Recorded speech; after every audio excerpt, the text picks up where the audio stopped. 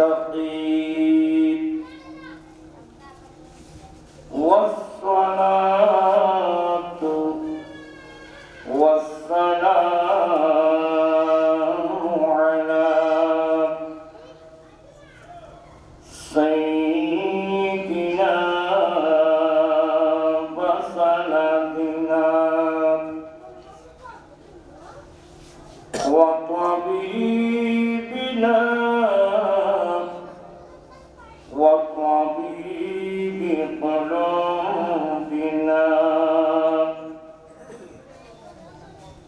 من أرسله رحمة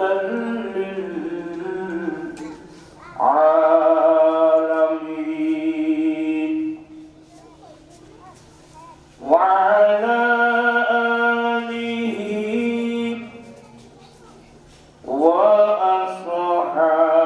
وأصحابه أجمعين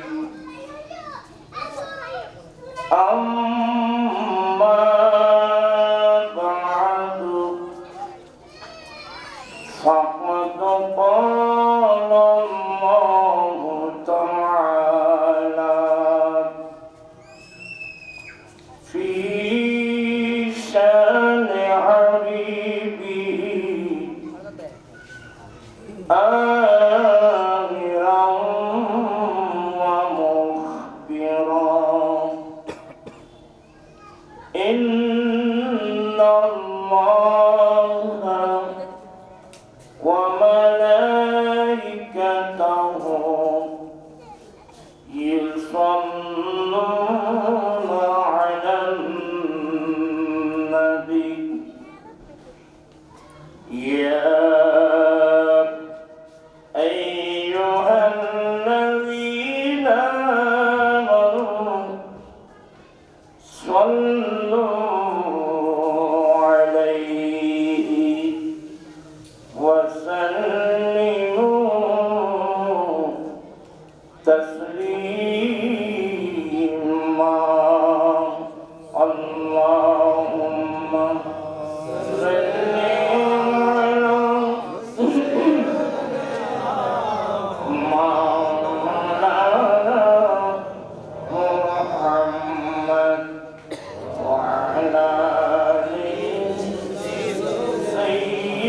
سيدنا مولانا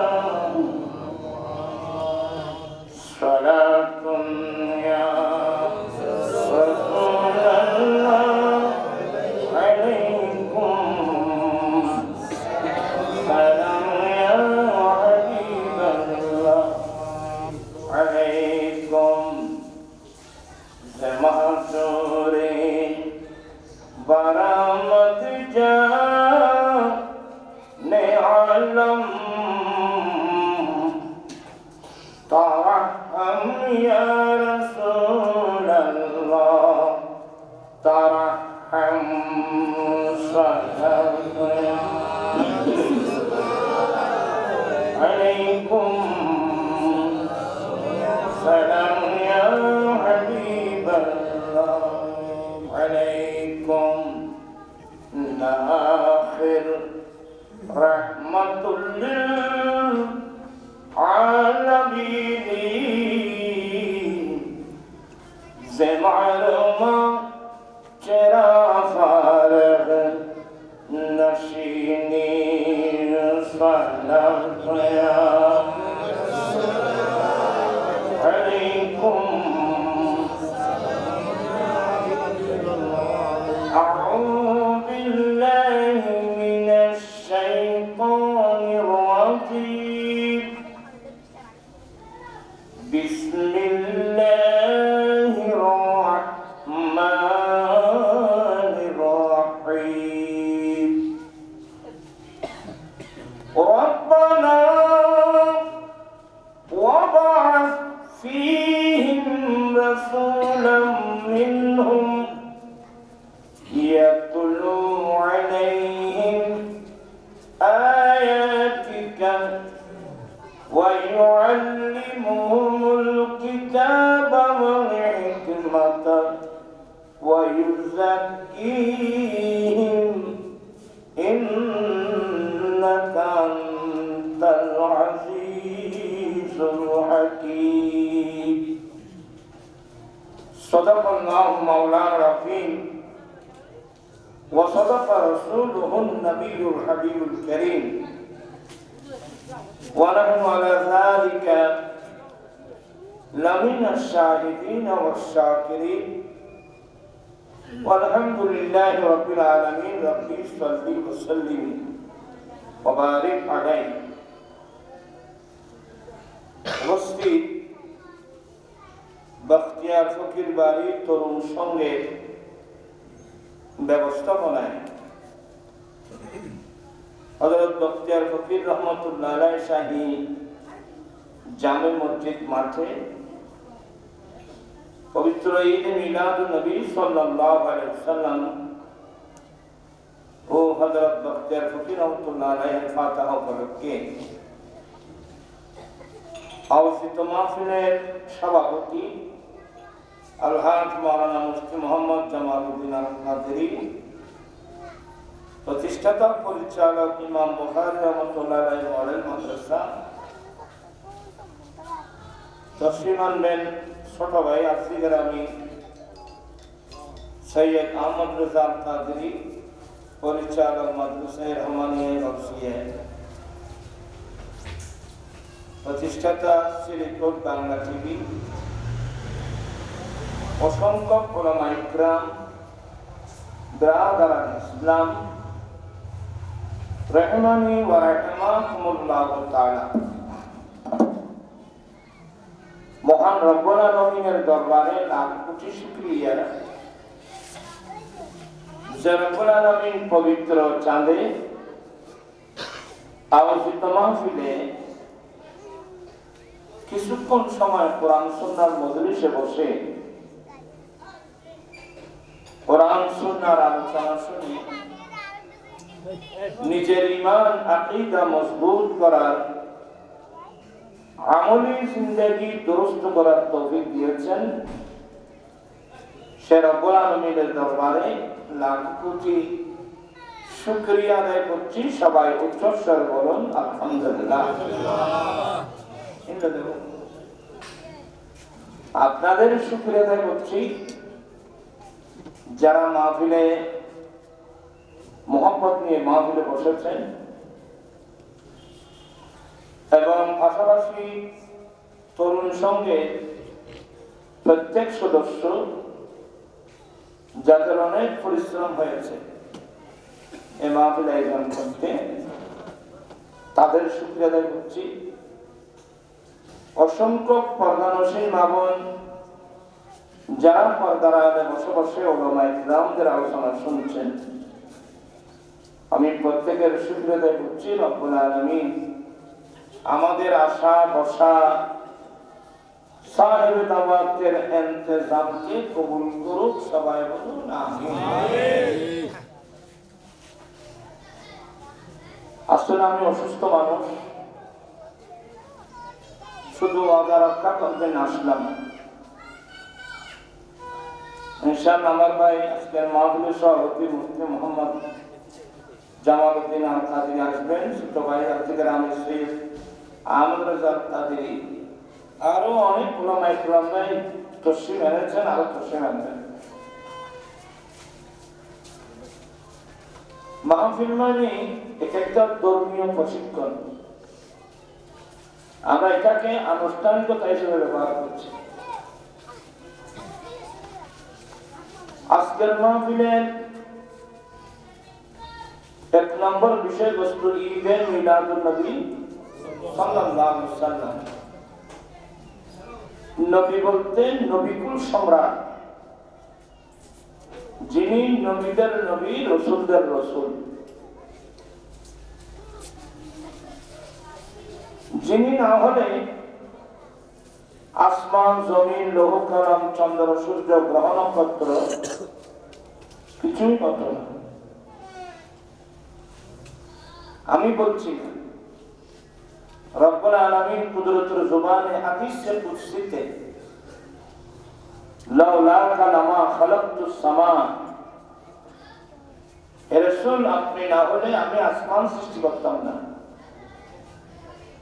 লাউলাকা লামা খালাকতুল জান্নাহ, আপনাকে সৃষ্টি না করলে আমি তো জান্নাতই সৃষ্টি করতাম না। এগুলো একেবারে সহিহ রিওয়ায়াত। তো সেই নবীর বিলাদত, সেই রাসূল পৃথিবীর জমিনে তশরিফ এনে গোটা মানব জাতিকে ধন্য করেছেন, গোটা বিশ্ববাসীকে ধন্য করেছেন।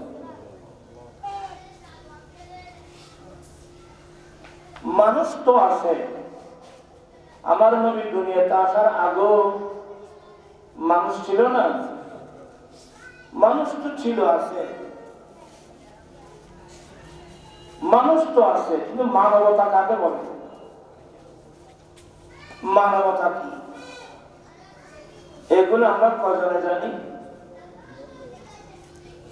বিশ্ববাসীকে মানবতা শিক্ষা দিয়েছেন, ইনসানিয়ত শিক্ষা দিয়েছেন, ভালোবাসা, মায়া, স্নেহ, ন্যায় নীতি, আদর, ইনসাফ বিশ্ববাসীকে শিক্ষা দিয়েছেন নবী মুহাম্মদ রাসূলুল্লাহ সাল্লাল্লাহু আলাইহি ওয়াসাল্লাম। কারণ আমার নবী বলেন, আল্লাহ ডাইরেক্ট কোরআন শরীফে বলছেন, আর রহমান আল্লামাল কোরআন, রহমান কোরআন শিক্ষা দিয়েছেন। রহমান হচ্ছেন আল্লাহ, কোরআন হলো আল্লাহর কালাম। আল্লাহ নিজে আল্লাহর রাসূলকে নিজের কালাম শিক্ষা দিয়েছেন, কোরআন শিক্ষা দিয়েছেন। কোরআন জিনিসটা কি? আল্লাহ আয়াতের মধ্যে বলছেন, তিবিয়ানান লিকুল্লি শাই, যে কিতাবের মধ্যে সৃষ্টির শুরু থেকে শেষ পর্যন্ত কি হয়েছে, হচ্ছে, হবে, যাবতীয় বিস্তারিত বর্ণনা এই কিতাবের মধ্যে আছে। আলহামদুলিল্লাহ, বিস্তারিত বর্ণনা। একবার হযরত সাইয়েদনা ওমর ফারুক, সবাই বলুন রাদিয়াল্লাহু তাআলা আনহু, একটা ইনজিল কিতাব পেয়েছিলেন। এটাও তো আল্লাহ কিতাব, যে কিতাবটা আল্লাহ ঈসা আলাইহিস সালামের উপর নাযিল করেছেন, এটাও আল্লাহ একটা কিতাব। ওমর ফারুক রাদিয়াল্লাহু তাআলা আনহু একটা ইনজিল কিতাব পেয়ে নবীর কাছে পারমিশন চেয়েছিলেন, নবী গো, আমি একটা ইনজিল কিতাব পেয়েছি, এটাও তো আল্লাহর একটা কিতাব, এটার উপর তো আমাদের ঈমান আছে, আমি কি একটু পড়ে দেখতে পারবো?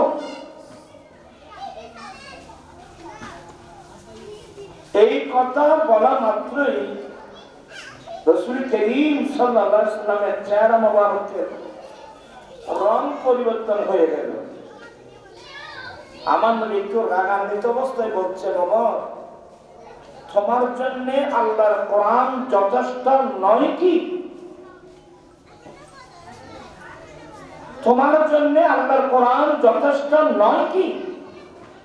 কি মানে কোরআন শরীফের কিসের অভাব?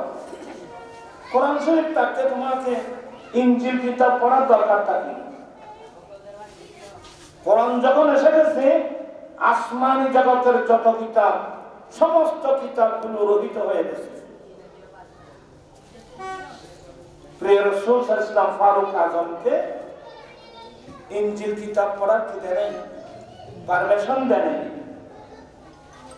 এখন দেখা যায় ইসলামী আলোচনা একটু বেশি হচ্ছে বর্তমানে। এখন দেখা যায় ইসলামী দলের নাম দিয়ে কিছু মানুষকে দেখা যায় পূজা মণ্ডপে নিয়ে গীতা পাঠ করতেছে।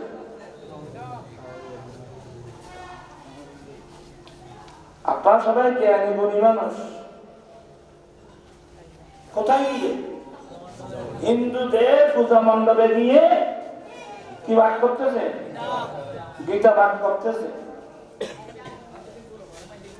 আপনারা বলুন, যে রাসূল ফারুক আজমকে ইনজিল কিতাব পড়ার কি দেয় নাই, পারমিশন দেয় নাই, সে স্থলে কোরআন শরীফ থাকতে মানুষ হিন্দুদের পূজা মণ্ডপে গিয়ে কিভাবে গীতা পাঠ করতেছে, এটা আমার কিন্তু বুঝে আসে না।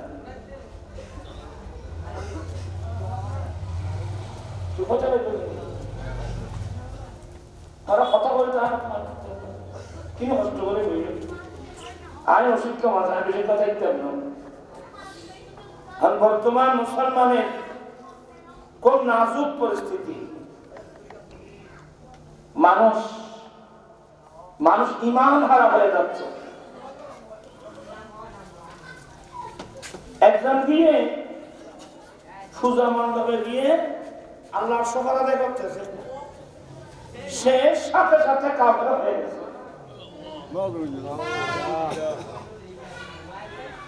যেই লোকটা পূজা মণ্ডপে গিয়ে আলহামদুলিল্লাহ শুকর আদায় করতেছে, বহুদিন পরে হলেও তাকে পূজা মণ্ডপে যাওয়ার আস্তাগফিরুল্লাহ, সাথে সাথে সে কাফের হয়ে গেছে, বেঈমান মুরতাদ হয়ে গেছে। এটাকে যারা সমর্থন করবে এরাও বেঈমান মুরতাদ হয়ে যাবে। কারণ আমাদের ইসলাম ধর্ম মোতাবেক মূর্তি পূজা এটা কি? শিরক। শিরক গুনাহ এত বড় যে মারাত্মক। আল্লাহ বলেন, ইন্নাশ শিরকা লাযুলমুন আযীম। শিরক গুনাহ বড় জুলুম, মানে শিরক গুনাহ আল্লাহ মাফ করবে না। শিরক গুনাহ আল্লাহ কোনদিন মাফ করবে না। আমরা বড় বড় গুনাহ করছি, আর সমান আল্লাহর কাছে তওবা করলে আল্লাহ কি করে দিবে? মাফ করে দিবে। কিন্তু শিরক গুনাহ কিন্তু আল্লাহ মাফ করবে না। আর সে কিভাবে আলহামদুলিল্লাহ বলতে পারলো? মানুষ ভোটের জন্য, ক্ষমতার জন্য এভাবে মানুষ বেঈমান হয়ে যেতে পারে? ইসলাম স্পষ্ট ধর্ম। হ্যালো, আবার তুই কি মোবাইলে লিখে লাগছে ভাই? কে লাগছে? হিন্দি দেখে কথা বল।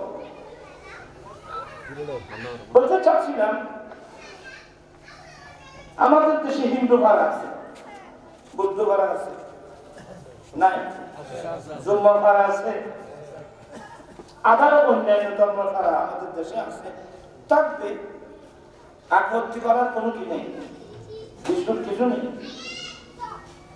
আমি আমাদের বাড়ির পাশে পশ্চিম মাসে হিন্দু ভাড়া, অন্য ধর্মের মানুষের সাথে আমরা কি আচরণ করব জানি আল্লাহ কোরআন শরীফে স্পষ্ট বলে দিয়েছে। আল্লাহ বলেন, লা ইয়ানহাকুমুল্লাহু আনিল্লাযীনা লাম ইউকাতিলুকুম ফী দীনিকুম।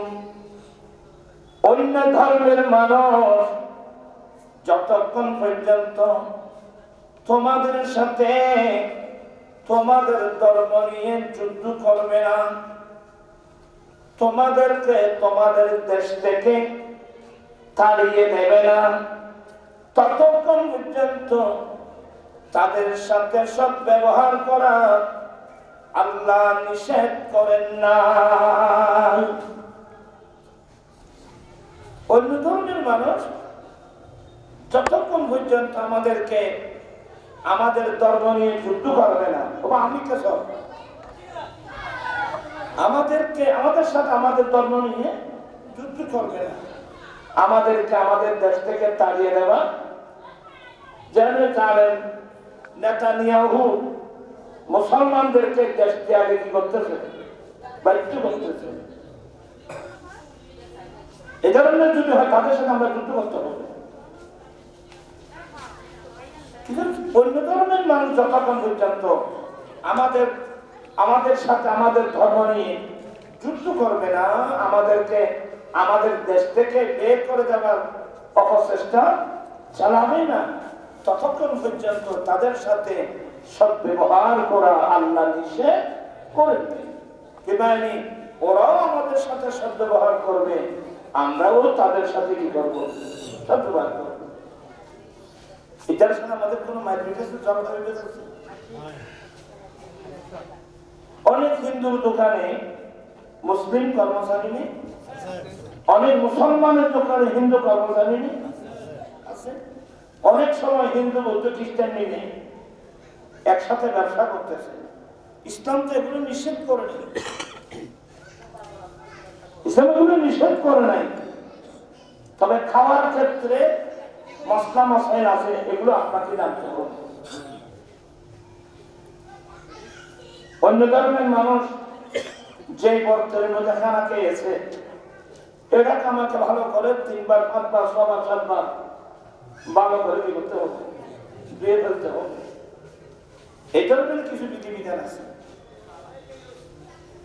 বিধর্মীরা যে জিনিসগুলো বানায়, যেমন আমাদের দেশে মিষ্টি বানায়, এখন তো মুসলমানরা বানাচ্ছে। অনেক সময় হিন্দুরা মিষ্টি বানাতো, সেরা বানাতো, মোলা বানাতো, ওরা বানাতো, বিভিন্ন জিনিস বিধর্মীরা বানায়। তা আমরা এগুলো খাচ্ছি না, কোনো সমস্যা নেই। হ্যাঁ, এদের জবাইকৃত জন্তু আমরা খেতে পারবো না।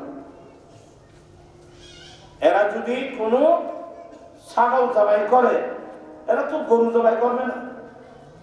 এরা যদি ছাগল জবাই করে, এদের জবাইকৃত জন্তু আমরা কিন্তু খেতে পারবো না, কারণ এরা মূর্তির নামে জবাই করে। কথা বলছে না কেন? এরা মূর্তির নামে জবাই করে, একটির নাম, এটা আমরা খেতে পারবো না। কিন্তু অনেক হিন্দু আছে যে পার্শ্ববর্তী এলাকা, যে আমার এলাকার মুসলমান ভাইদেরকে আমি খানা খাওয়াবো, কোনো সমস্যা নেই। তবে এরা কি করে? বলে এরা তো আমাদের ধর্মের সাথে কি আছে, ওরা কি করে গরু ছাগল বা ছাগল টাগল এনে মুসলমান দিয়ে কি করা, জবাই করা, মুসলমান দিয়ে জবাই করা হয়। এগুলো মুসলমানরা রান্না বান্না করে, এগুলো এখানেও কোনো আর কোনো কে নেই, সমস্যা নেই। আসলে এগুলো বিস্তারিত বর্ণনা আছে, দেখা কত তাহলে কি বুঝতে পারলাম? অন্য ধর্মের মানুষ আছে, তাতে আপত্তি করার কোনো কিছু, তারা তাদের ধর্ম পালন করবে, আমরা আমাদের দিন হিসেবে আমরা থাকবো, ঠিক আছে? তোমরা তো ওখানে তাদের পূজা মণ্ডপে গিয়েছো, এদের এটা তো এটা তাদের একটা অনুষ্ঠান, তুমি ওইখানে কেন গিয়েছো? আচ্ছা বলেন, আমি একটু উদাহরণ দিয়ে না বুঝলে আপনি বুঝবেন না। ধরে নেন, এখন আমাদের এখন ধর্ম উপদেষ্টা হয়েছে একজন আলেম, আমরা মনে করতাম উনি একজন বড় আলেম, কিন্তু ধর্ম উপদেষ্টা হয়ে সে হিন্দুদের পূজা মণ্ডপে গেল।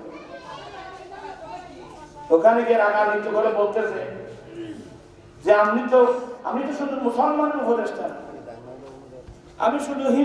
আমি হিন্দু বৌদ্ধ খ্রিস্টান সমাজের উপদেষ্টা। নাউজুবিল্লাহ বলছেন। তাহলে আমার ওনার কাছে প্রশ্ন, আপনি মুসলমান না প্রত্যেকের উপদেষ্টা, তা আপনি হিন্দু ভাইয়ের পূজা মণ্ডপে দিয়ে ওদেরকে কি উপদেশ দিয়ে আসলেন, একটু কি বলবেন? মানে তোমরা ভালো করে পূজা টুজা করে,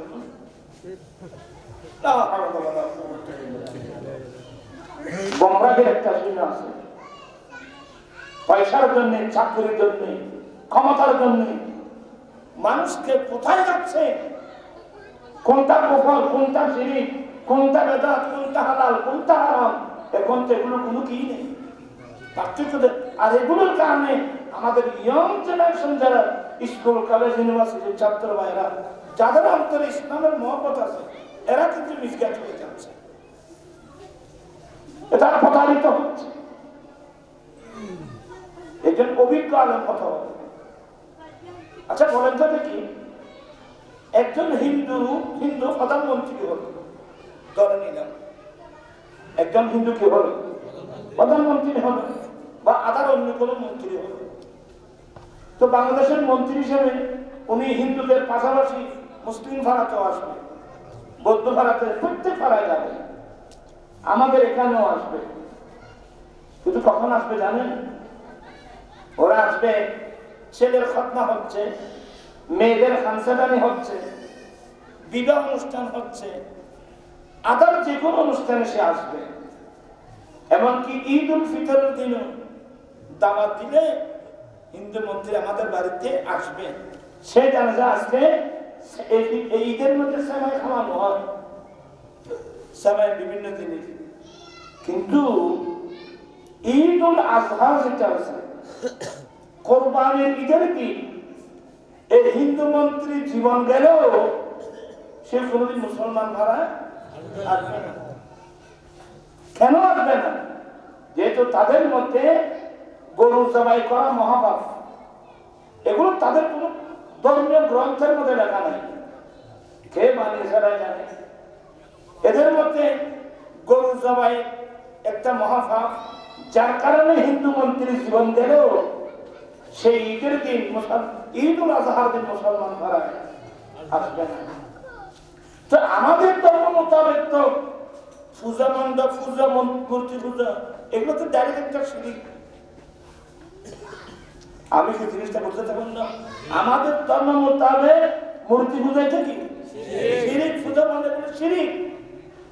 সে যদি আমাদের মুসলমানরা গরু জবাই করছে কারণে এদের মধ্যে গরু জবাই, গরু জবাই করা মহাপাপ মনে করে, এই জীবনে কোনোদিন আমার বাড়িতে আসবে না। তো আমরা তো জানি যে শিরিক গুনাহ, মূর্তি পূজা শিরিক গুনাহ।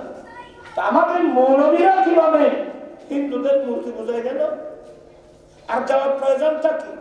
বাংলাদেশের কোথাও লেখা আছে যে উপদেষ্টা হলে ওনাকে অবশ্যই হিন্দুদের পূজা মণ্ডপে যেতে হবে? এই ধরনের বাধ্যতামূলক কোন বাংলাদেশের আইন আছে? এখন ওয়াজ কাকে গল্প বলো বলুন তো? যারা ধর্ম উপদেষ্টা হয়ে এ ধরনের মারাত্মক ভুল কাজ করে, এগুলোর দ্বারা আমাদের অনেক ছেলেরা বিভ্রান্তি হচ্ছে। একজনে গিয়ে কি বললো? আলহামদুলিল্লাহ, কি কত বড় জানোয়ার, কত বড় জন্তু! এরা মুসলিম না, এটা মুসলমানের কলঙ্ক, ইসলামের কলঙ্ক। এই জন্যে শরীয়তের তরিকত, হাকিকত, মারফতের বিধিবিধানগুলো আমাদেরকে ভালো করে করতে হবে, জানতে হবে, বুঝতে হবে। বোধ আমি আপনাদেরকে কিছু বিরক্ত করলাম। আল্লাহুম্মা সাল্লি আলা সাইয়্যিদিনা মুহাম্মাদ নাবিয়িনা শাফিঈনা মুহাম্মাদ। হিন্দু ফারে আগুন ধরছে, আমরা সবাই দল দিতে হবে আগুন নিবারণের জন্য। বৌদ্ধ ঘরে আগুন ধরছে, খ্রিস্টান ঘরে আগুন ধরছে, আমরা সবাইকে দলে যেতে হবে কি করার জন্য? আগুন নিবারণের জন্য। গাড়ি অ্যাক্সিডেন্ট হয়েছে, সে মুসলমান না হিন্দু, ইনসাইডে দেবে, সে যেই কে হবে তাকে বাঁচাতে হবে। হিন্দু ঘরে নদীর পাশে, আপনাদের এখানে নদী আছে না? কোন নদী? হালদা নদী। হালদা নদীর পারে বাড়িঘর ভেঙে গেল, সবাই আমরা দৌড়ে যাব তাদের বাড়িঘর রক্ষা করার জন্য। প্রয়োজনে তাদের বাড়িঘর বেঁধেও দেব। সালাত করে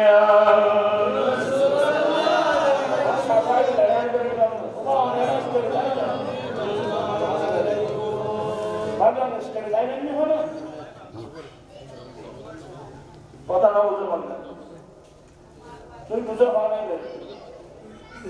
আল্লাহুম্মা সাল্লি আলা সাইয়্যিদিনা মুহাম্মাদ নাবিয়িনা শাফিঈনা মুহাম্মাদ। এই যে কিছুদিন আগে ইন্ডিয়ার মুখ্যমন্ত্রী নুপুর শর্মা, অনেক দুষ্টু মেয়ে, সে আমার নবীর বিবাহ সাথে নিয়ে খারাপ মন্তব্য করলো। বিশেষ করে আমাদের আম্মিজান মা আয়েশা সিদ্দিকা রাদিয়াল্লাহু তাআলা আনহাকে বিবাহ করার ক্ষেত্রে বিবাহ নিয়ে কুরুচিপূর্ণ সে মন্তব্য করেছে। আসলে ব্যাপারটা কি, আমার নবী আমাদের আম্মিজান মা আয়েশা সিদ্দিকা রাদিয়াল্লাহু তাআলা আনহাকে শাদী করেছেন, তখন আম্মিজানের বয়স মাত্র 6 বছর। কয় বছর? 6 বছর। আপনাদের এখন 6 বছরের মেয়েরা বিয়ে করেন, আত্ম হয়েছে 6 বছর। আব্দের পরে ছিল আমার মা আয়েশা সিদ্দিকা, বাবার পরে ছিল কয় বছর? আর 3 বছর। যখন মা আয়েশা সিদ্দিকা বয়স 9 বছর, মোবাইলটা খারাপ দিক ঠেক লাগাই দেয়, শেষ করে দিই।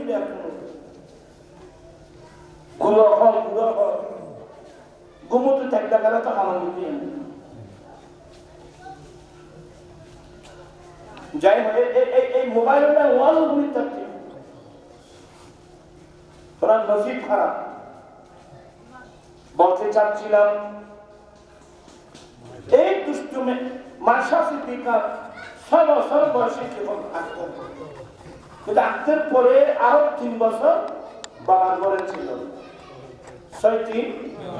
9 বছর যখন হলে আমার নবীর নির্দেশে মক্কায় মুআজ্জামা থেকে হিজরত করে মদিনায় পাকে গেলেন। মদিনায় পাকে যাওয়ার সাথে মা আয়েশা সিদ্দিকার আম্মিজান মদিনার আনসারীদের মেয়েদেরকে বলছে, তোমরা আয়েশাকে একটু সাজিয়ে দাও, তোমরা আয়েশাকে একটু সাজিয়ে। মেয়েরা সাজে, এক মেয়ে অপর মেয়েকে কি সাজিয়ে দেয়। এখন তো এক মেয়ে হোক মেয়ে ঘর না, এখন তো বলে বিউটি পার্লার। তোমার যে বেড়ামে এই মাইয়ের ফল যে বেড়ামে আল্লাহ জানে, এর থেকে মুক্তির আশা করা যায় কিনা এটা আল্লাহ ছাড়া কেউ জানে না। আজকে বিউটি পার্লার নাম দিয়ে যেন আমরা ছোটবেলায় দেখছি, মেয়ের বিয়ে বিবাহ হলে পাড়ার মেয়েরা আসে ওই মেয়েকে সাজিয়ে সাজাতো।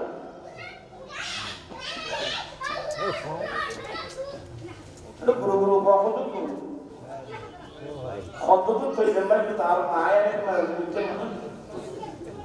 এর গুরু হয়তো প্রশ্ন তো এই যারা বুঝছেন একটু আর কি দেখতেন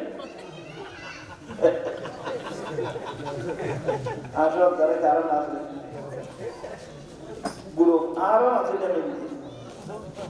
এখান বুঝে যাবে যাবে মারবে যাবে। আচ্ছা যাই হোক, বর্তমান বাংলাদেশ সরকার আইন করছে, দেখেন আমরা কত বিপদে আছি। মেয়ের বয়স যদি 18 বছর না হয়, সেই মেয়েকে কি দিতে পারবে না, এটা বাংলাদেশ সরকার নাই। আর এগুলো কিছু মন করা আইন। আমার মা আয়েশা সিদ্দিকার আত্ম হলো 6 বছর, আর 3 বছর মোট কত 9 বছর পরে মা আয়েশা সিদ্দিকার আম্মিজান আমার নবী আনসারী মেয়েদেরকে ওদিকে সাজিয়ে দাও, আমার নবীর হাতে তুলে দিলেন। ক বছর বয়সে? 9 বছর বয়সে। এগুলো নিয়ে এই নুপুর শর্মা উল্টা সিধা মন্তব্য করলো। এর কারণে বাংলাদেশে তো আন্দোলন হয়েছে, শুধু বাংলাদেশে না, সাউথ ইন্ডিয়ার মুসলমান নয়, সাউথ ইন্ডিয়ার হিন্দুরাই পর্যন্ত এই নুপুর শর্মার বিরুদ্ধে কি করছে? আন্দোলন করেছে। আন্দোলন করতে কি বলছে যে মুহাম্মদ ইসলাম 6 বছরের মেয়ে বিয়ে করছে। আচ্ছা, রবীন্দ্রনাথ ঠাকুর যে বিয়ে করছে মেয়ের বয়স কত ছিল? সমস্ত তথ্য কি হয়ে গেল? তাদের হিন্দুদের গুরু ঠাকুর যারা, এরা কোন বয়সের মেয়েকে কত বিয়ে করলো আপনি গুগলে চার্জ দেন, এখন আপনি দেখতে পারবেন। সব করতে বেরিয়ে গেল। আমার ভাইয়েরা, আমার নবী 9 বছর বয়সের মেয়েকে নিজের সাংসারিক জীবনে নিয়ে আসলেন। আমার নবীর সঙ্গে ছিল 9 বছর। যেদিন আমাদের আম্মি জান আয়েশা সিদ্দিকার বয়স 9 দুগুণ 18, সেদিনেই মা আয়েশার কোলে আমার নবী দুনিয়া থেকে ইন্তেকাল করে গেলেন।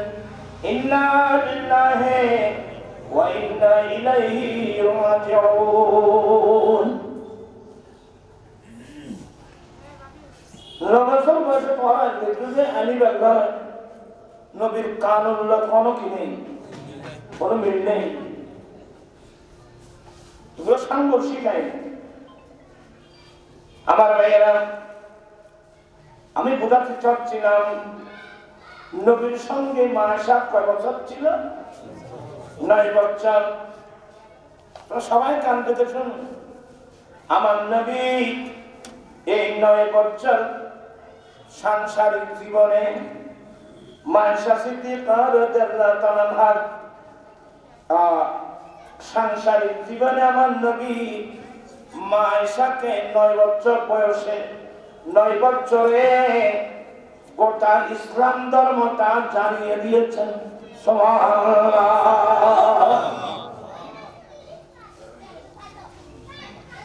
আর ওয়াইফের খবর মাসালা শিখে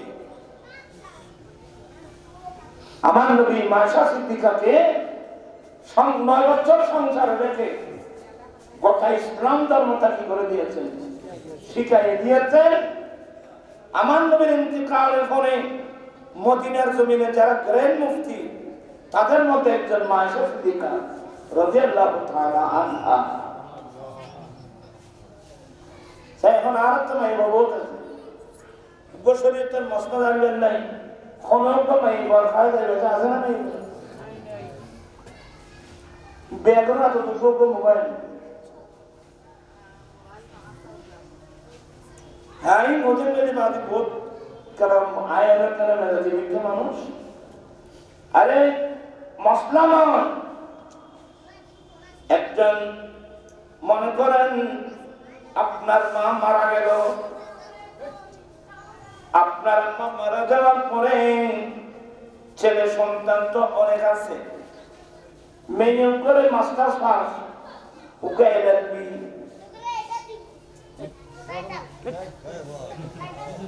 কতগুলো কথা বললেন না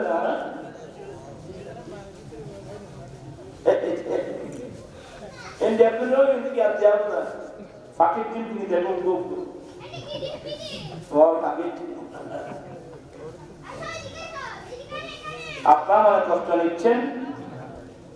আপনার মাকে কেউ এলএলবি, কেউ ডাক্তার, কেউ প্রফেসর, অনেক বড় বড় মেয়েকে শিক্ষিত করেছেন, কিন্তু এরা নিজের মাকে, নিজের মা মারা গেলে আমার নবীর শরীয়ত মোতাবেক নিজের মাকে গোসল এবং উযু এবং গোসল দিয়ে কাফন পরানোর মতো মেয়ে কজন পাবেন গোটা সমাজের মধ্যে বলতে পারবেন? যেগুলো আমার জন্য বেশি খরচ ছিল দরকার ছিল, এই আমার মেমোরিতে কথাগুলো ঢুকাবেন। আমি তো পুরুষ ছেলে, আমি তো আমার মাকে গোসল দিতে পারবো না, কিন্তু মেয়েরা গোসল দিতে পারবে।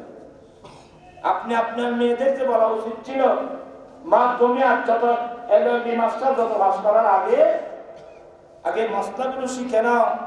আমার আম্মা মারা গেলে তোমরা নিসাকে নবীর শরীয়ত মোতাবেক উযু গোসল বানিয়ে কখন পড়াতে পারবে, তোমরা এই মশলাগুলো আগে ভাগে এগুলো শিখে নাও। এগুলো তার কাছে মানুষ নেই।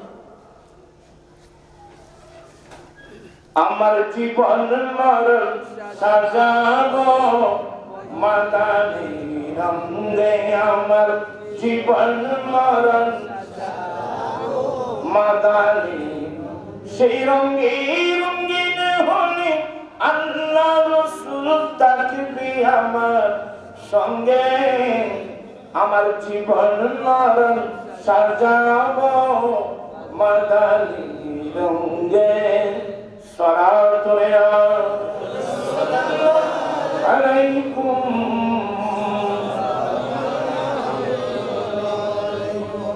মাশা সিদ্দিকা রাদিয়াল্লাহু তাআলা আনহাকে আমার নবী সফরে আদরে, এখানে আরো অনেক কথাবার্তা আছে, এগুলো বলতেছি না।